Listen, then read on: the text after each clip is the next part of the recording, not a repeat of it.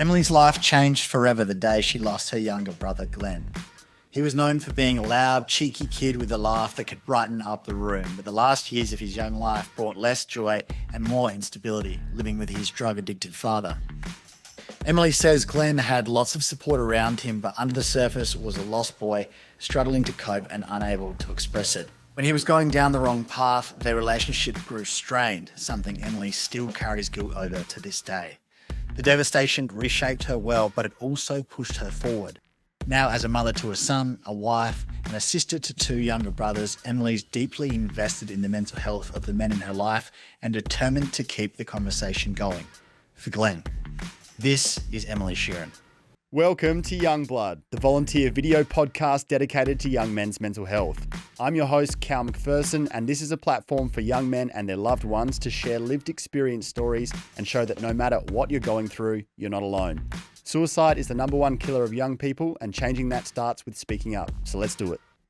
This show touches on some tough topics that may provoke strong emotions. If you find anything in this chat distressing, please do whatever you need to do to look after yourself.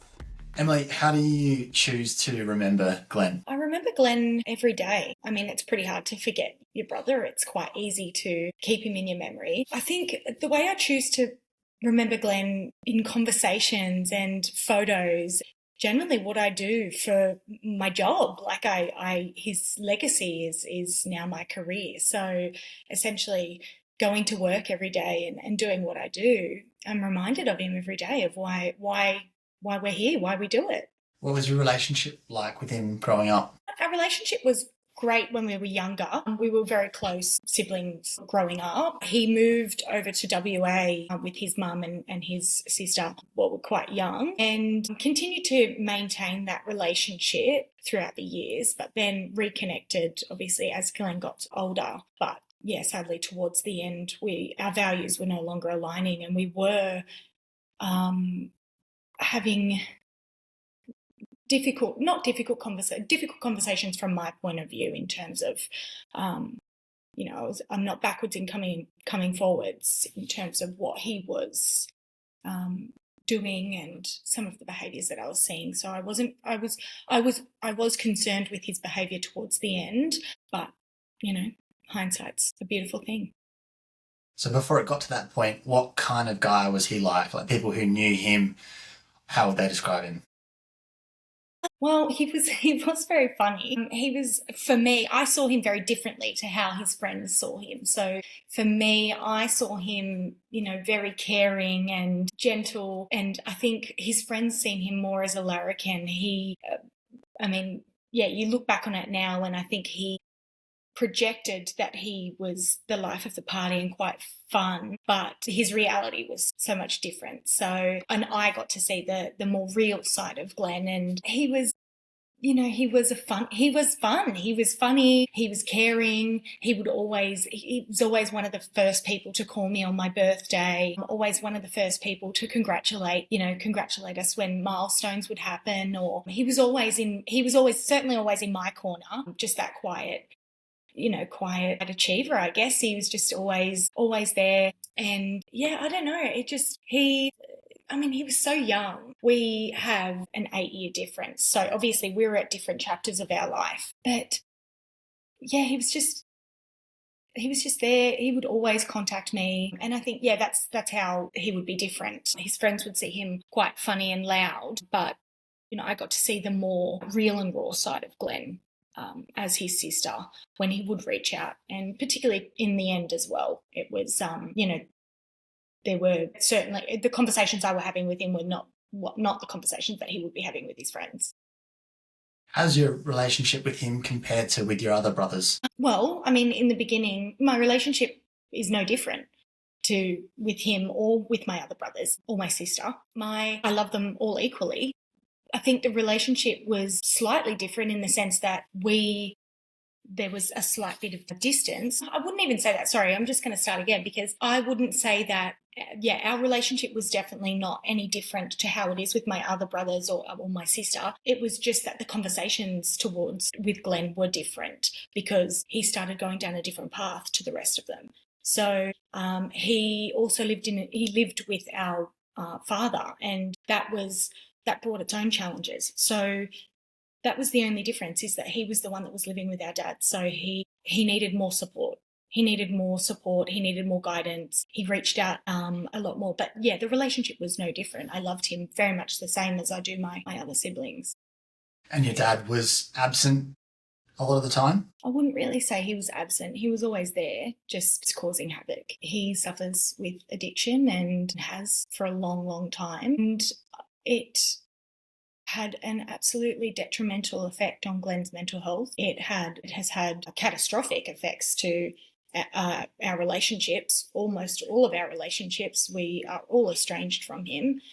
He has no relationship with us. And the last relationship that he had was with Glenn, and that ended horrifically. So yeah, he definitely, I actually really don't know. I don't know if he was present or not in Glenn's life. He certainly wasn't as present as he should have been in my life, but I don't really care. He's not really a big part of my life. We've been estranged for a very long time. So yeah, there was definitely that absentee. Like, he was definitely absent, but still very much present enough to cause. And what was it about the way that he acted or what he did or didn't do that really affected Glenn and the rest of you? Well, I mean, when you're dealing with addiction, I can only speak on my behalf. I can only speak from my point of view. And to have a blood parent choose a lifestyle, a certain type of lifestyle, over having a healthy relationship with your children, that's certainly that's a hard pill to swallow. You know, when you've got someone who's supposed to love and care for you, and, you know, that's biologically supposed to love and care for you, and they just don't. They would prefer to do drugs or live a certain lifestyle that's going to hinder that relationship. And then obviously with drug use comes when someone's coming down, or the mood swings, the volatile mood swings, is like, that's something that I can remember being a young child. It was horrific. You know, we were all subjected to a lifestyle that we should not have been subjected to at such young ages. It's all about boundaries. You put up your boundaries. You learn boundaries as you get older. And I was fortunate that I learned them when I was probably in year 7 or 8, and that was it for me. I was done. So he has been estranged from me for a very long time. But yeah, I think it's affected all of us in the sense that from a very, very early age, there has been broken promises, and just, it just feels like over-promising and under-delivering every time. And that is so hurtful when it comes from, like I said, someone that is biologically shares the same DNA as you, and is just supposed to love you. At the bare minimum, is just supposed to love and care for you. And that is really awful to experience. Now, I was fortunate enough. I have a fantastic father in my life. My stepdad is my dad, and I am forever grateful for him, filling that void for me, and being everything that I needed in a father figure. And he's an incredible man. Now, unfortunately for Glenn, I don't feel like he had that same support. He did not have that same. He didn't have that father figure. He was only left with Mick, and that clearly just didn't work. What would you say are some of the core feelings that were brought up in Glenn having that relationship with his dad, and that lack of guidance and feeling like he wasn't the priority? Some of the core feelings that Glenn felt, is that what you mean? Yeah. Yeah? I don't know, because I wish I did. If I had have known, then Glenn wouldn't have suicided. But I can only imagine, if I think about the situation and I think about how I felt, and I didn't live with him, I can only imagine the feelings that Glenn would have been feeling living with him and being surrounded by him and being in that environment with him. It certainly wasn't ideal, and it had awful effects on Glenn. The last couple of months that I had spoken to Glenn, things were so volatile. There was moments of violence. It was, there were really, really raw moments in those last couple of months. Phone calls that I would get, and I live in Sydney, and he would be in Wagga, and I can't go and pick him up. I can't be there in an instant, and I would be providing the best support I could from afar. So, there was so many times where there was one instance where I actually phoned family, the Department of Community, DCJ now, but it was Family and Community Services. It was DOCS. I called them to lodge a risk of significant harm report because there was reports that Glenn told me that Mick had stabbed him, like they'd had an awful argument and he'd been stabbed in the arm. You know, we're talking about a 16, 17-year-old child that is in this kind of environment and calling his older sister for help. And I'm hours away and I can't do anything. There were so many times I'd called for the police to do welfare checks and, you know, but there's only so much that I can do. Not to mention, I was young myself. I was in my early teens. I have a very different view on the situation now because I'm a mother and I'm older. But back then I didn't really know what I was doing either. So I was doing as much as I could and doing the best that I could. But, you know, it wasn't enough.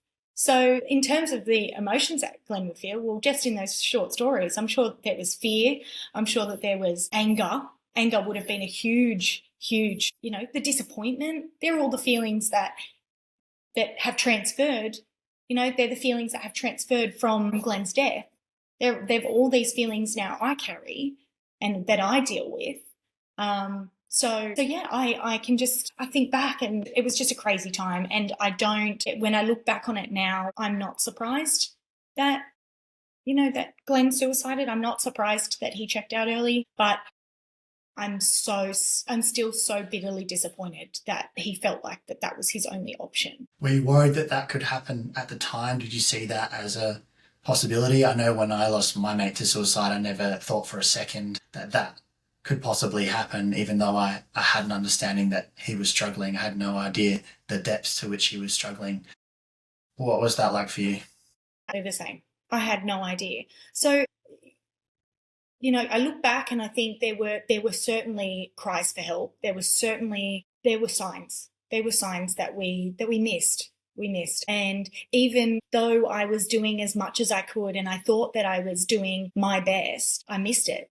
Him being 17 was so hard because, you know, he's crying for help and he's saying I've got a problem and I'm thinking, but you don't have a problem. You know, having a fight with your girlfriend when you're 17 is not, you know, that's certainly not worth taking your life over. First of all, no problems are worth taking your life over.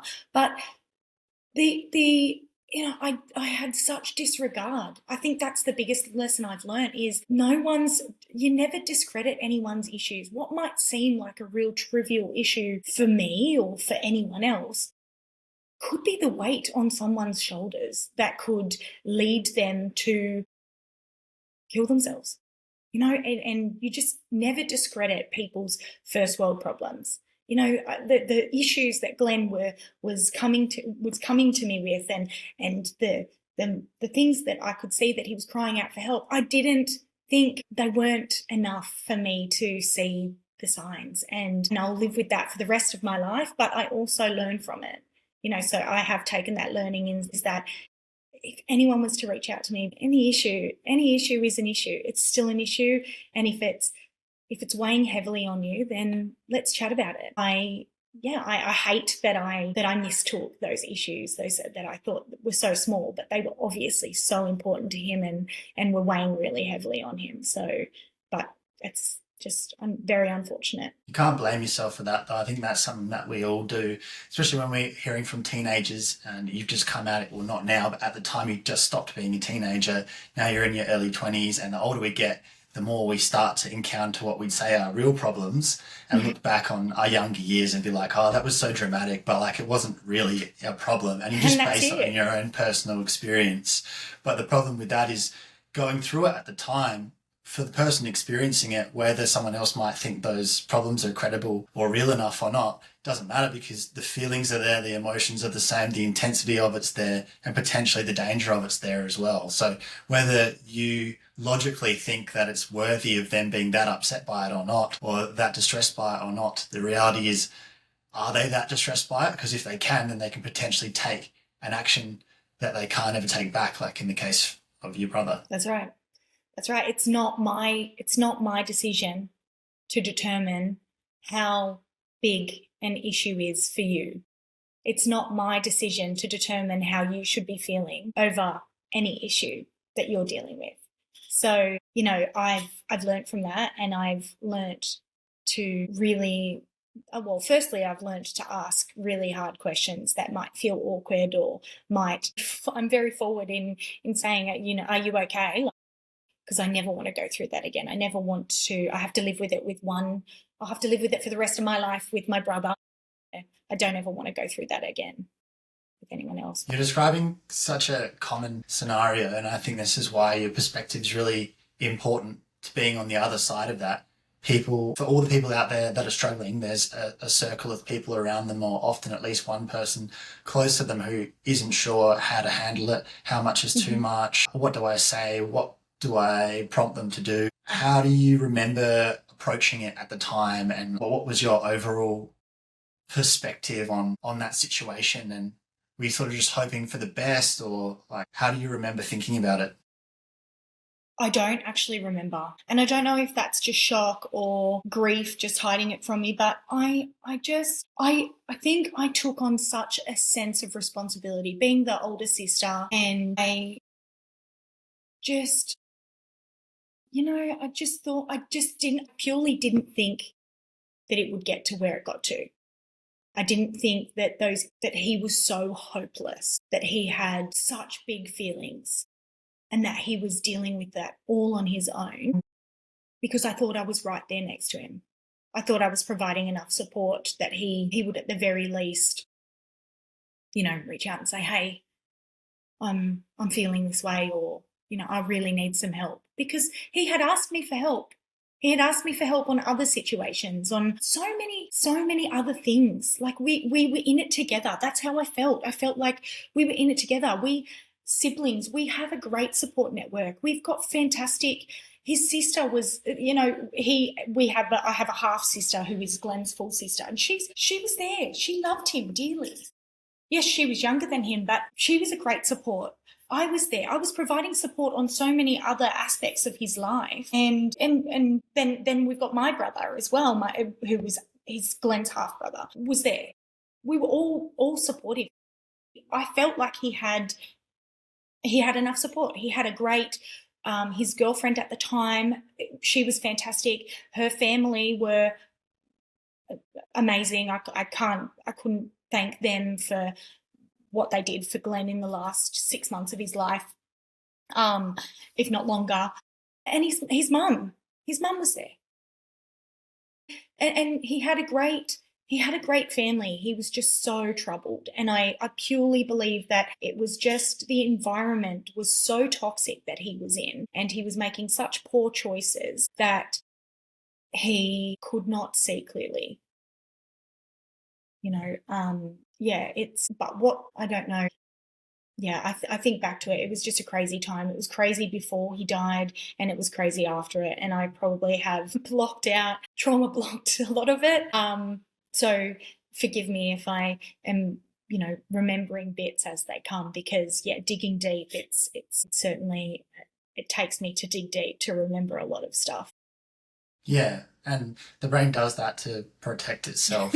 And it's not easy going back and revisiting and talking about all this stuff. And you're really brave for doing it, and I really appreciate you doing it. And lots of people who listen to this will as well, because it is so difficult to talk about these things. And in retrospect, knowing that now you can't change the past is just a painful notion that never really goes away. But by sharing your story and articulating these things with the gift of hindsight, you can potentially help someone who's going through that at the moment. So that's why it is so important. So you articulate this pretty clear turning point for Glenn where he started going down the wrong path. I'm guessing that was like drugs and alcohol type stuff. And in your notes to me before this conversation, you mentioned that you put some boundaries in place, you kind of butted heads over it.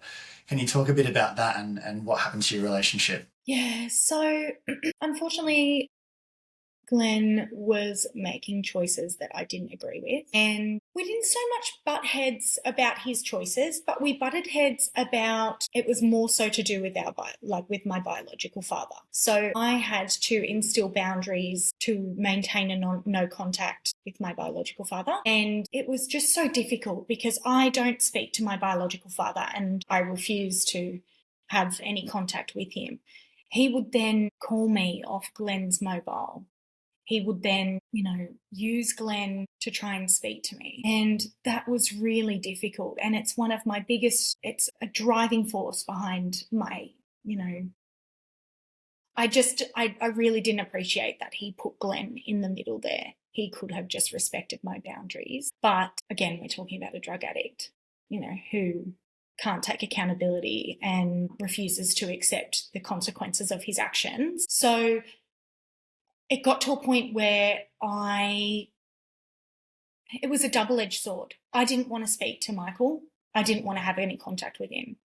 But I knew when Glenn would phone me and say, hey, I've got Dad here and he wants to talk to you. And I was worried. I was concerned that Michael would hurt him if I said, no, I'm not speaking to him. He would fly off the handle where he was so volatile, and I specifically remember having conversations, particular one with Glenn, and I remember hearing the fear in his voice, like, he really wants to talk to you. We were just not given the option, there was no respect of boundaries. It was just a drug-fueled conversation. He just wanted to I don't know. I don't even know what he wanted. But so it then got to a point where I was like, am I going to have to change my number? Like, I can't have you be calling me. Just tell him that you don't have my number anymore, that we're not talking, and then I would stop answering calls because I didn't know if it was him or it was Michael. And so, now I live with that, and it's because, what if it was Glenn calling and I ignored him because I thought it was Michael? What if he needed help? And so our relationship, I was frustrated with the choices that he was making, but I was more frustrated. I feel selfish because I instilled my boundaries, but part of my boundaries was essentially, I feel like it punished Glenn. And, you can't help but wonder if I had have just pacified and, taken the phone calls, how different could life be? Did I sever that conduit of contact between my brother and I because, I didn't want to speak to Michael? How come he was in that situation? Was it by choice or just had to be that way? It just had to be that way, unfortunately. So, Glenn was chaotic. Glenn was beautiful, but as he got older, he had his own demons. He had his own demons from an early age. And this is the effect of Michael's actions affected Glenn from a very early age. And like I said, I had me and my brother Jack, we had our dad there to step in and fill that void and be our dad. Glenn did not. So, his mum was quite young when she had him, and she didn't really know how to navigate his behaviour when Glenn would be, he wasn't always, I don't want to paint him out to be, he wasn't always an angel. He had his own demons that he needed to deal with. And that's not for me to really comment on. Yes, things are very different now, and the beauty of hindsight, yes, there are things that we all probably could have done differently, but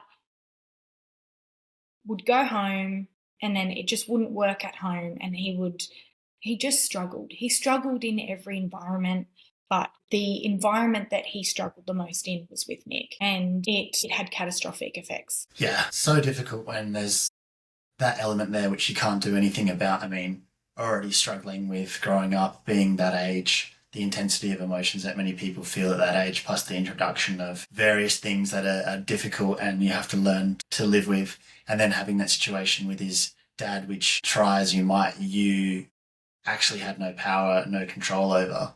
It's just such an incredibly difficult thing, and that's the issue often with suicide, and it's not clear cut, and there's so many elements to it, and it's so complex, and it's not as simple as, so see someone's having a hard time, and so we went and scooped them up and took them away and took them to a psychologist, and then they were fine. You know, there's all these, sometimes there can be these social and familial elements at play which just make it so complicated. And then underneath all that, you knew that situation was bad, but until you're actually touched by suicide, like I was saying for me, you never actually think that that's a possibility.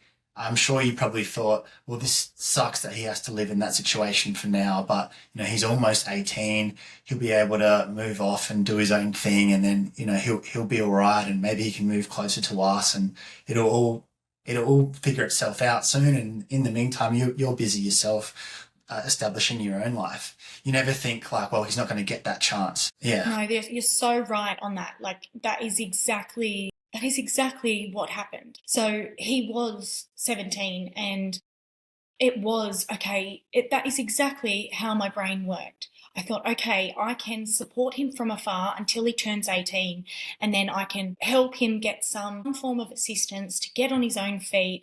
Perhaps he will move closer to Sydney to be closer to us. Perhaps not, because he had a life. He had amazing friends and a beautiful girlfriend, and he had loved ones where he was. So it was just this awful relationship with his dad. But I'm sure they had good times too. You know, I don't really know. But that's exactly what it was. It was that, we just got to get through this year, and then we'll separate them, and maybe they'll have a better relationship when they're in separate houses, when they're not living under the same roof, when there's a little bit of distance, you know, maybe that will improve things. And I just wanted to support him until I could get him. He just slipped through the cracks because he was too young for any kind of public housing or anything at the time, but he was, you know, he was 17. He was just almost there. He was almost there. So, and that's it. And yes, you're right. You know, I was planning my wedding. I was getting married. I had just built a house. I was busy working, trying to establish my own life and trying to support my brother, and from afar. So yeah, I held hope that things would get better. I had no idea that they would, in fact, the pendulum would swing the complete opposite direction.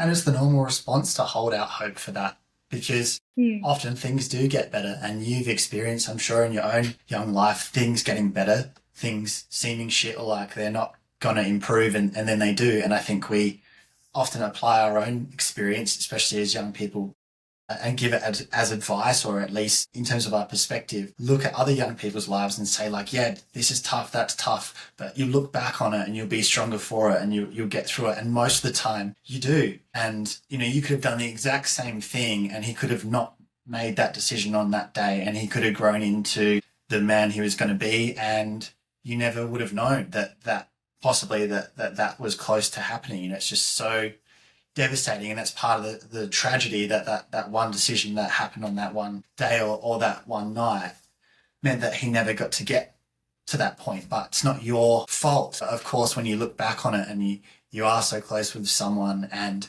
you did miss phone calls, and there's all these things that you can go over and over and over in your head. Of course we do blame ourselves, and we do think about, oh, I should have done this, I should have done that, I should have said this, I should have said that. But that's just a game that you can play forever and never win if you allow yourself. Can you talk about that? Talk about grieving and your own battles with yourself over this. Yeah, so grief is awful. This is by far the worst thing I've ever experienced, and I hope, you know, to never experience anything like it again. It comes and goes in waves. You know, there's so many. I tend to always try to find the silver lining in most things in my life, most situations in my life. I try to look at it with a positive outlook. I'm just fortunate that I'm able to do that. But grief, it was awful. I found out Glenn had died at work, and so I was incredibly vulnerable in my place of work. My boss sat with me in the police station as the police confirmed that Glenn had died. And that in itself, you know, I'll be forever indebted to her for her support on that day. And she's an incredible woman, and was so so supportive, but I was just I was so shocked that I needed to be told then and there. And my boss was like, I'll come with you just so that you've got a support person, because I was so ready for it to not be true. I was ready for it to be a prank call. I was ready for it to not be real. And it was. So, starting that, I felt like I could no longer work there. People had seen me in such a vulnerable state that I didn't feel comfortable at work anymore. So I left. I had to change jobs. Would have nightmares about, Glenn's death situations. You have these dreams where you can hear them and you're running and you just can't find them. You just can't get there quick enough. It's awful. The sense of, I carry a lot of guilt and sadness, and I will for the rest of my life. I know it's not my fault, but it's a burden that I will carry, because suicide doesn't solve any issues. It just transfers the emotions that you're feeling onto your loved ones. Like I said before, yes, Glenn's life might be ended, but those emotions, that sadness and that heaviness that he felt has just scattered, has just transferred onto all of us. It has changed my life significantly in many ways. It's been positive in the sense that I am a better listener and I'm a better friend and I am a better mum for it. I'm a better sister because I don't discredit people's emotions and I don't discredit people's issues that they're having. But something died with me, with Glenn. Something died inside of me. It's affected me in many ways. Like, you have this constant sense of fear that you're going to go through it again. I have 2 small children that you fear in this day and age. It's imperative that we teach them to be strong and teach them to have, it's just awful. I wouldn't wish it upon my worst enemy. Honestly, truly, I wouldn't. But I am so glad that it happened to me. I wouldn't want it to happen to any of my friends, because I am able to find the silver linings. I love life. I love life. I love, I love doing what I do. And I just love life. I love life from that, because it's just taught me that, nothing is worth your life. And it's so short. There's no issue big enough to take your life. And that is, I guess, my biggest message to people who would be struggling or maybe contemplating suicide would be to not do it, because it's not going to solve anything. You really do just transfer your issues onto all of your loved ones. And if you love them and if you think about it in your moment of despair, no one wants to do that. That's not what they want to do. They can't see any other way. But, as long as you have hope, it's hopelessness that kills people. For me, even in my darkest hours and my darkest days, I have hope. I have hope that tomorrow will be a better day. 10 minutes can make a difference. So I think, if people find hope, whether it be with faith or with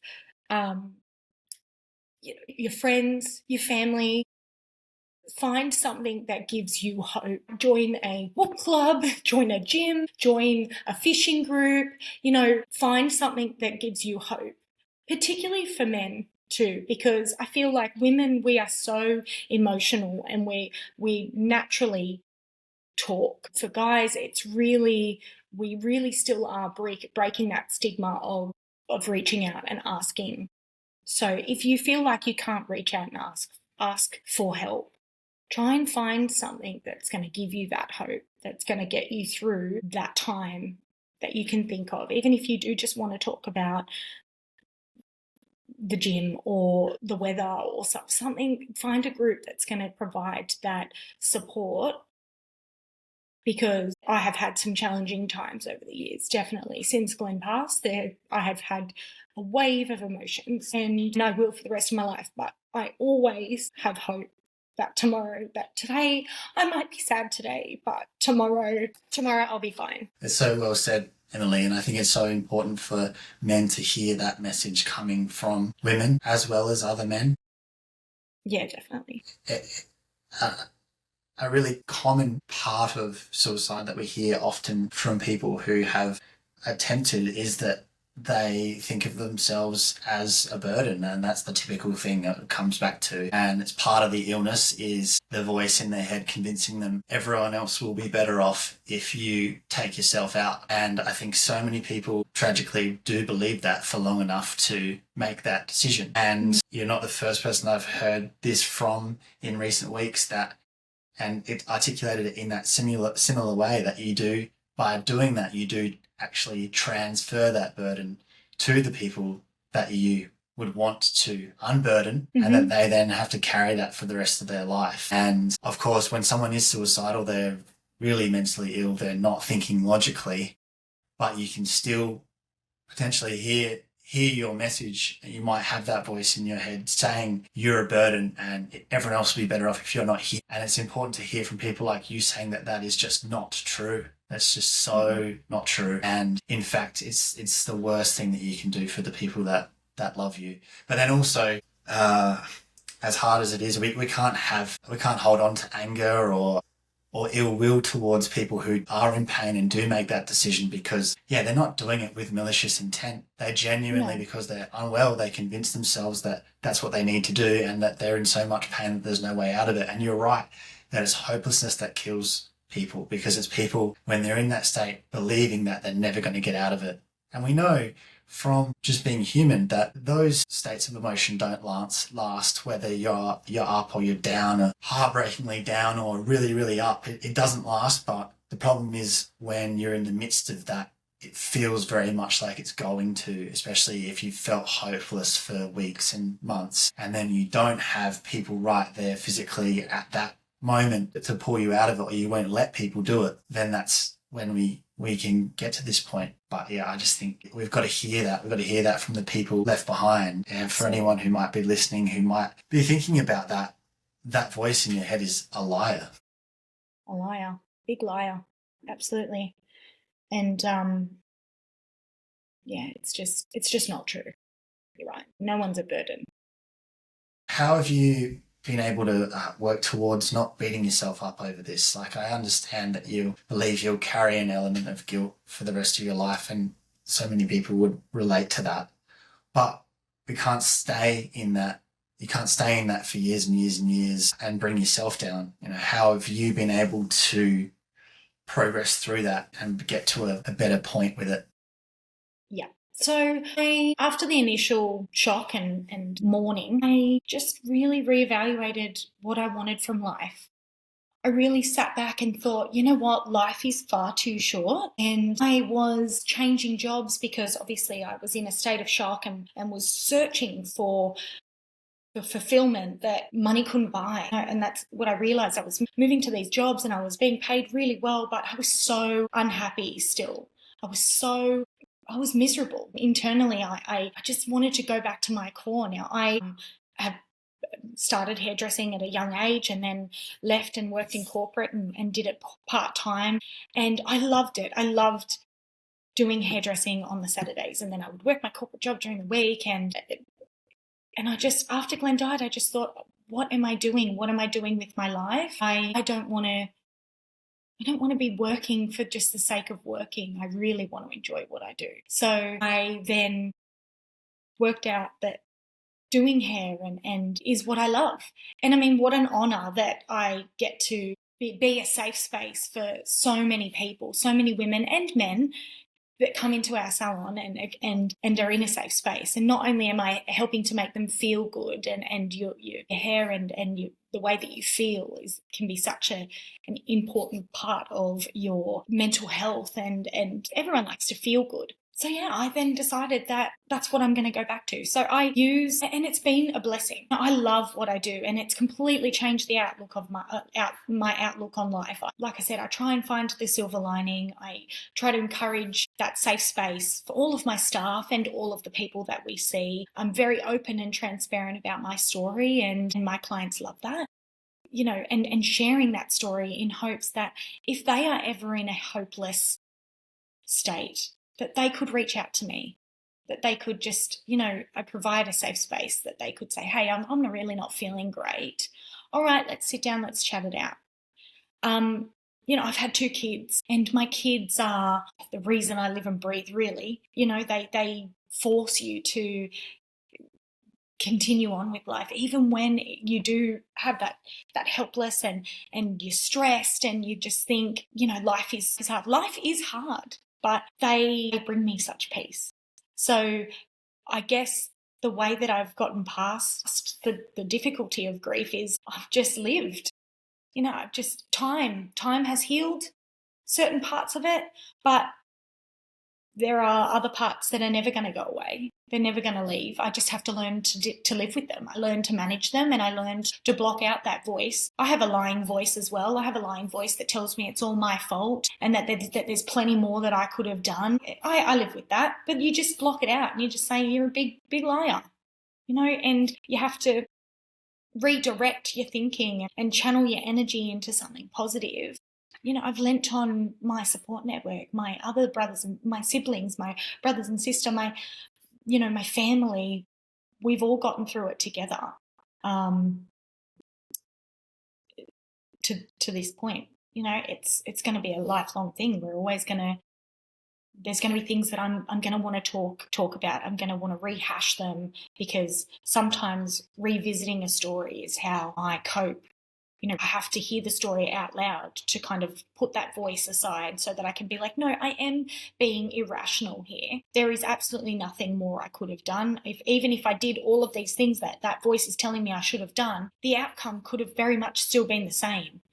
And how much worse would I feel if I had done everything that I think I should have done and he still committed suicide? Then I would be really bad. Yeah, there are tools out there that, there's counselling, and there's, I did my mental health first aid course, and that was fantastic. Very triggering, but fantastic. That has taught me so much. I'm not afraid of asking the questions of, are you going to hurt yourself, or are you going to hurt someone else? And people might think that that's really awkward, and it is. It's a very confronting question to ask someone. But it is much better to ask a confronting question and then say, no, I'm fine, than have the carpet ripped out from underneath you and you say, I wish I had just asked. I should have just asked. Because if someone said, yeah, actually, I'm having funny thoughts, well then, okay, let's talk about it. Let's get you the help that. Let's talk to a professional, because I've only done my first aid, so I can only take you to here. So let's go to the next step. Let's get you to a doctor. Let's get you some help. So I loved doing that and learning those tools of, if I'm ever faced with a situation like that ever again, I'm confident to ask the questions. And you know what? If people say, why would you even ask that? First of all, no one has ever asked me that. No one has ever said that. But if they did, I would happy to share and say, well, I've been on the other end.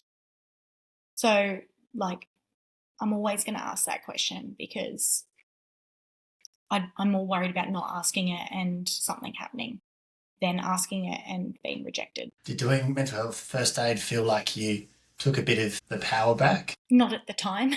At the time, I was like, why am I doing this to myself? Now, certainly you take that power back. Like I said, there's, I feel so equipped. I feel well equipped to have those conversations with people and ask the questions that not everyone would be okay asking, or would be a bit like, oh, no, maybe not. And you've got so many men in your life. You've got a young son, and you've got a husband, and you've got other brothers. I'm sure there's other guys too. You've got all these relationships, and you're so conscious of this because of what happened to Glenn. So how do you approach men and men's mental health with those guys and checking in on them and towing the line with not wanting to be overbearing and annoying, but wanting to make sure without driving yourself mad that they're okay. Well, it still is difficult. Even though I feel well equipped, it's still difficult to gauge men because we are still, we're still battling that stigma of like, we're okay, we're all good. But I look for signs.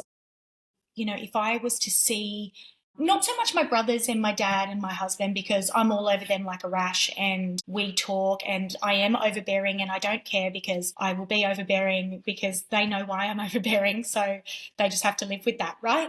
But if I think about my friends' husbands and the men that I care about in my friend group and, even, just the men that I surround, that my friends, my male friends, if I noticed that they were off, or if I would ask. If I noticed that they were not going to, for instance, if they were not going to group events anymore, if they were backing off a little bit, the wife would go, but they won't, it's just a check-in, just like, hey, you're all good. Yeah, I'm stressed with work. And there have been times I ask all of my male friends, how are things going with work? And how they answer will be what question I ask next. Is it going to be a lighthearted conversation because I feel like they're all good, or are we going to have to, am I going to have to dig a little deeper to get to the nitty gritty and get to the truth? Because again, like it's kind of like drawing blood from a stone, because men still don't always want to be like, I'm actually really struggling. That will very rarely happen. Very rarely. So you have to, how's work? How's your work-life balance? You're getting up really early. Like, what are you doing? Are you going to the gym? Where's your self-care? Those kind of questions. They're the kind of questions that I would ask before I dive in and be like, okay, so are you okay? Unless there was like, significant signs, I would just dive straight in with the are you okay question. But yeah, generally with men, I feel like if you go in too hard, it's just a close off. Like, no, I'm all good. I'm all good. Because then they know straight away that you want to have that question, that conversation. Particularly all the men that know me, they know that that's what that would lead to. Yeah, I ask. I mean, they're all going to listen to this podcast and see this video, and then I'm going to be outed. So now I'm going to have to change my way of asking them if they're okay. But yeah, they're the things that I would do. That's how I tackle it these days. And you're right, often, and not just men, but particularly men, when you are asking, are you okay, effectively, or something to that end, they will say, yeah, I'm all good, or yeah, no worries. And that's what we mostly say. I mean, every day at work or whatever, people go, oh, how are you? And no matter how fucking shit you are, you'll say, so yeah, good, thanks. How are you, right? That's what we do, because we don't have time or emotional capacity, or it's not appropriate based on the context to say, oh, well, actually, all of this stuff, right? Yeah. So that's our conditioned response to brush it under the rug. So obviously it's dependent on your relationship, how well you know that person, and whether they're in a moment where they're able to, or they want to share that stuff. But have you experienced where you can tell that actually they're not okay, and they can tell that you maybe sense that and you care, and then they come back later and say, oh, actually this is happening? Not with men. With girlfriends, yeah, absolutely. But like I said, not with men. I think I don't know. I'm very fortunate that all of the men that I am surrounded by are their loved ones and their wives. They're all very self-aware. They're aware of the dangers of men's mental health, and so they're all on top of it, right? So I'm very fortunate, and I'm yet to have someone. Yes, there have certainly been conversations that I've had in the past that have dug a little deeper, but they've always been like, oh, I feel better after that chat, or that advice really helped me, and I don't need them to come back to me and say, I really appreciate that. The men though, they'll have the chat with you in that moment. Like, they'll feel comfortable enough to then open up a bit with you? I don't know if they'd feel comfortable enough. They just don't really have a choice because That works. So, you know, if I feel like I need to have that conversation, I generally don't try not to let that moment slip. So I really try to like, hey, let's, do you want to chat about this? Or I reassure them that just, just letting you know I'm here if you need. I'm here if you need. Even if you don't need me, if you need to talk to like my husband, if you need to talk to Chris, call Chris, call Shears. There's we're here if you need it. But yeah, I'm quite annoying in that sense that like if I get an inkling, I won't really be like, oh, okay, we'll park this and we'll come back later. I'm like, no. Even if we need to go into a dark corner, we're going to have this conversation now because I just need to make sure that, and I think that's probably a trauma response for me because I'm like, I'm not taking any chances, but I don't need people to come back to me and say, I really appreciated that conversation. I really, it really helped me. I don't need that gratification. I just need them to be okay. So I need them to know that I'm a safe space if they need it. And if they need help getting resources, I can Google, I can name off a few. I'm, more than happy to help if they feel like even if they feel like they can't talk to someone else, if they can't talk to their wife, if they need me to be the conduit, I'm happy to be there. But things like that it hasn't arose. It's just, there's just been, generally it's the work-life balance. The work-life balance is big now that we've all got kids. It's making sure that, we're feeling like we're present enough and all the pressures that come with having kids and working full-time jobs. That's a big weight. And particularly for men, you've got that whole provider, you want to feel like the provider and you don't want to let people down and you want to do the best for your family. And so being well aware of that just helps with those conversations. And generally it is just, well, you've got to make sure that you're having me time. You've got to make sure that you are, for instance, like I make sure that I encourage Chris to go and play golf, even though it's like a full day thing and it's so annoying, but I'm okay with that. I'll get my own time back. I tally it down and add it all up. But that's so important. It's so important for men to have make time with their mates, whether it's golf or whether it's just going to the pub or going out for dinner just with your mates. Like that's so important for them. That's how he connects with his mates. And even though I'm a fantastic wife and a fantastic support for him, he still needs his own time with his mates. And it's a good time for them to all check in about guy stuff and, so yeah. Yeah, and I think that is really important. Like men need to have friends, and as we get older and we become husband and wife, wherever it may be, a lot of men get very insular, or it's them and their partner and their kids and they might not have any friends. And I think it is really crucial that we keep up those relationships because there is just stuff and ways of expressing things that you want to talk to another guy about that, you love your wife or your partner very much, but you wouldn't talk about something in a particular way with them, or you're looking for that different kind of relationship, and your partner can't be absolutely everything for you. I mean, we sort of expect that in this very modern close, world. but yes, it sounds like it, but it can't just be a one-stop shop. We've still got to have those male relationships, and it might not be the best articulated relationship. We're talking exclusively about our mental health and putting into words exactly how we feel. It might not be how we operate, but just having that space and spending time with each other, and often for men having a physical activity to do and to stand side by side, but somewhere in there to talk about, how's the relationship going, how's work going, how's kids going, how's managing everything going, where you can feel like you can actually bring something up and it doesn't all just have to be surface level, just talking about the weather and the footy. There's nothing wrong with that, but does your friendship group or your mates have the capacity to go there if you need to go there? And a big part of it just comes down to something you mentioned, which is just letting people know that you're there for them. And that's sort of what I was saying about, does anyone come back and say later? So not in your experience, because they obviously feel like they don't have a choice. They better talk about it. They better talk about it now. And then they do, which is the ideal outcome, I think. But I think a lot of people who perhaps don't have that effect on the men in their lives, or the men in their lives are less willing to speak, you might ask, are you okay? And they might say, yeah, all good. And then you might say, I'm here for you. If you need to talk, you can do it. They'll say, no, I'm fine. But you let them know. And then, a few days later or whatever, they might see you again, and then they might open up. It might be planting the seed and then checking in again. And you might not get the actual feedback that you wouldn't looking for until a bit later on. But the important thing is letting people know, like, you can talk to me. I will not judge you. Yeah, absolutely.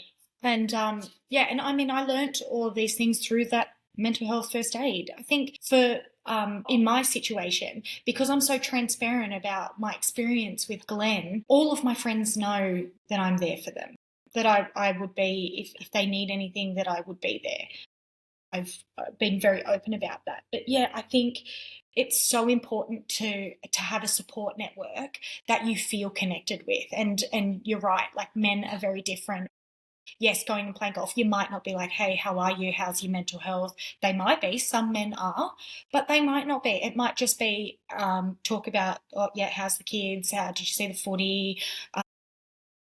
All of that stuff. But even those small things could change someone's path. If I think about my husband, and if he was struggling, perhaps if he was suicidal, he would be like, I can't do this because, Vinny's going to have to tee off by himself on Saturday, and that'll be really sad for him. And, it could be something as trivial as that changes.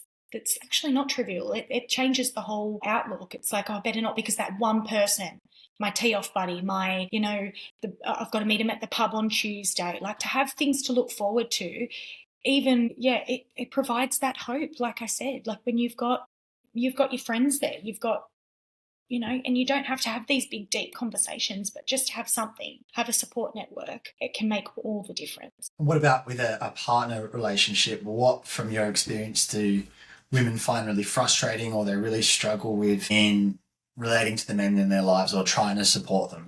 Just telling that being able to tell that something's a bit off. You want to get in there, but you feel like you're getting stonewalled. You can't get there. What are some experiences for yourself and from your girlfriends, people women around that, and how they might, some ideas of how they might be able to sort of break through?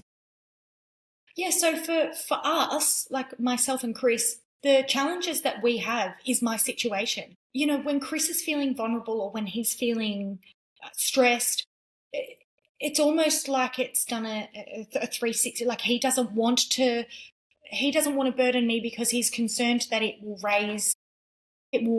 erupt emotions from my brother's passing, which scares me. That does scare me, because I know that he would reach out. And again, like I said, I'm overbearing with seeing the signs and stuff like that. And we have a really good communication style, which is so important. But he has said to me previously that, like, he would hold back. He would hold back, just even out of not even realizing he's doing it. He would hold back because he's concerned for me. So it's still having that concern about my mental health, and that whole provider, and being the man of the house. And that doesn't mean that you can't have moments of weakness.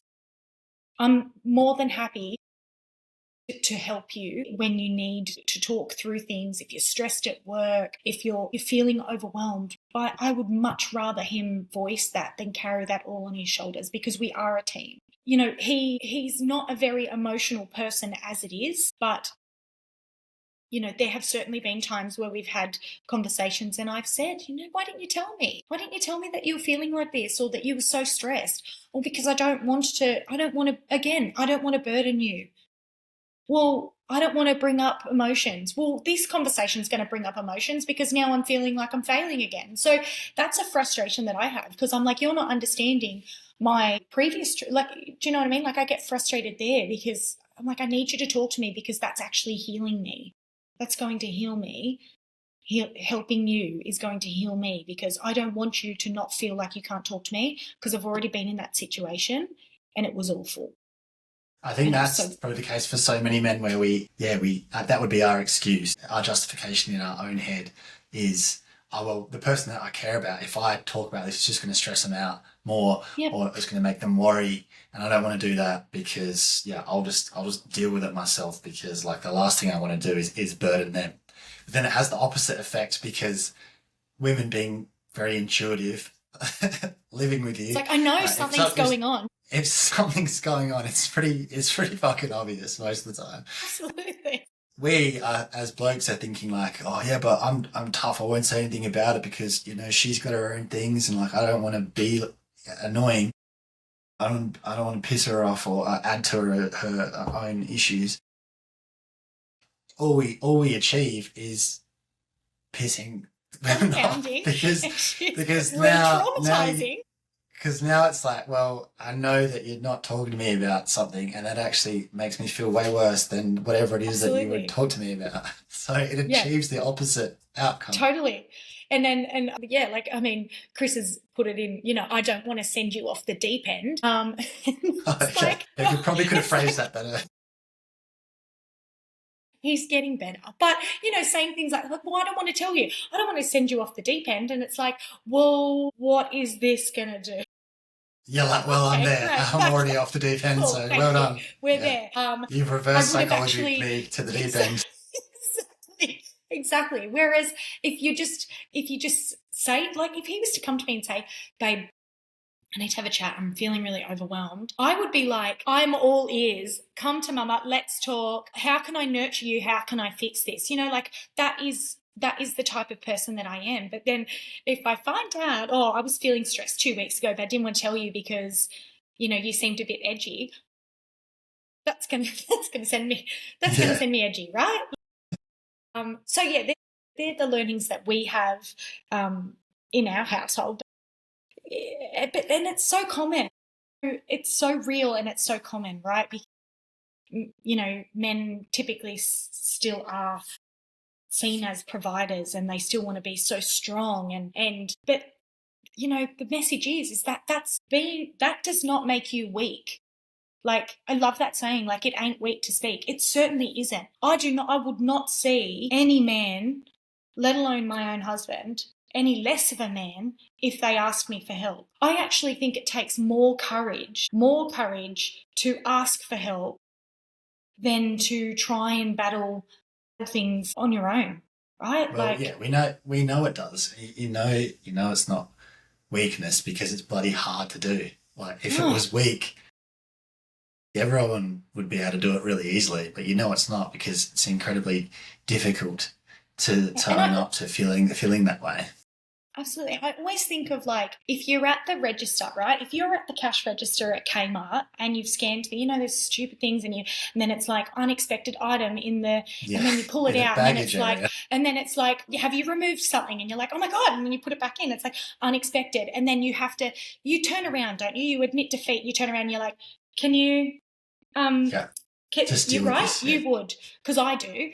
But at what point I've never seen a man try and tap in a code and try and guess a staff code to reset the scales, right? You ask for help when your part's out of whack. Well, you should, otherwise you're going to be stuck there for a while. That's right. You're going to go around in circles and getting more frustrated. You're going to set the alarm off, right? You might end up with a lifetime ban because you're trying to break into their systems. Who knows, right? But if you can ask for help for something as trivial as, like, a point of sale system being faulting, you can certainly ask for, you know, it's the same thing. Yeah, and we're not masters of everything. Although I think lots of blokes like to think of themselves that way, even though we might not admit it. Like, we think we can do everything ourselves. Absolutely. We think we've got all the answers. And we think often that we're expected to. So even if we don't think that, we kind of pretend like we do because for some reason we feel like we're supposed to. But yeah, like when your car's busted, you take it to the mechanic. When you need a haircut, hopefully you go to see Emily to give you the best haircut that money can buy. You know, you don't do it yourself because you could, but you're not going to do anywhere near as good a job as if you ask for more input. Yeah. Talking about relationships, we can always lie back on the same old excuses of, oh, like, yeah, well, that's just how I am, and like that's how I think of things, and I don't want to send her off the deep end, I don't want to piss her off, so I just keep on doing the same approach. And I think there's nothing wrong with doing it the first time and then acknowledging, like, oh, well, this is how I think, this is why I did that, because I didn't want to do this. And then from your perspective, you say, well, when you do that, it makes me think like this. But the thing that we need to do as blokes and as women is then go, okay, well, how can we change our communication style, and how can we have the opposite effect, and what can we do to actually make this better, to be able to communicate better with each other, rather than just go like, yeah, well, I just don't talk about it, or that's just how I am, so she just has to deal with it. And then vice versa, oh, that's just how I am, so he just has to deal with it. You know, actually going like, yeah, okay, so I am like that, she is like that, but I don't have to be. I could think about it next time and listen to what she's saying and actually approach it differently. Yeah, absolutely. Absolutely. So you're raising a son now. How old is he? He's 4. He's only 4. He's So only 4. what kind of man are you raising him to be, and how are you going about that? That's a very loaded question. I know he's only 4 now, so it's like he's not really in the thick of it yet. Well, I mean, like, we live in such challenging times, don't we? Like, we've got the internet, and we've got, I mean, it's great.